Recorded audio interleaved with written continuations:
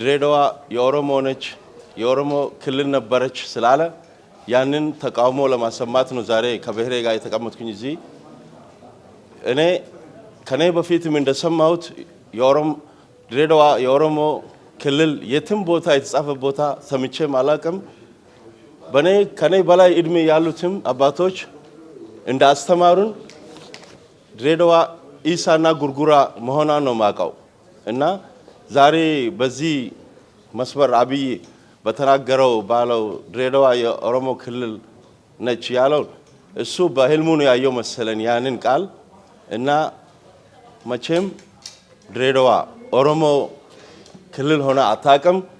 በኦሮሞ ስር ተስተዳድራም አታቀም ከዚህ በፊትም በኢሳና ጉርጉራ ነው እስከ ዛሬ ድረስ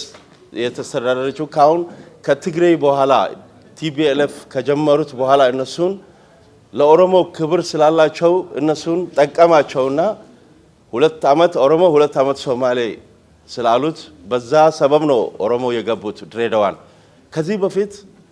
ኦሮሞ ድሬዳዋ ላይ ወተትና እንቁላል ነው ይዘው የሚመጡት ከሀገር ቤት 11 ሰዓት ሲሆን ደግሞ ሃይ ስኩል ተቀምጦ በባቡር ይመለሳሉ ከመጡበት እኛ እንደዛ ነው ያደግነው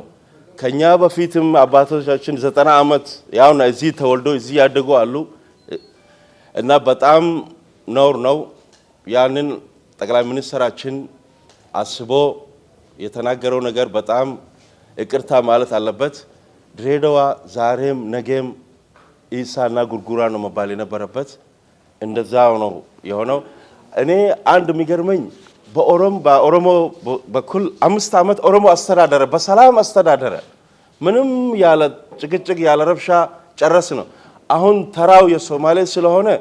እንዴት ነው ቅስቀሳ መጀመር የሚቻለው ጠቅላይ ሚኒስትራችን አንተ ሀገሩን እንድትመራልን ሀገሩን እንድትጠብቅ ነው እኛ የምንፈልገው እንጂ ካንተ ጀምሮ ሀገሩን እንዲበጠበጥ ያ ጥሩ አይደለም እኛ የምንፈልገው 5 አመቱን ታግዘን በሰላም ከኦሮሞ ወንድማሞቻችን ጋር ኖረን ጨርሰናል አሁን የባከነ ሰዓት ስለቀረበ የባከነ ሰዓቱን ሌላ አጀንዳ መክፈት ተገቢ አይደለም ድሬዳዋ ሰላም ነች የብሔር ብሔረሰብ ነች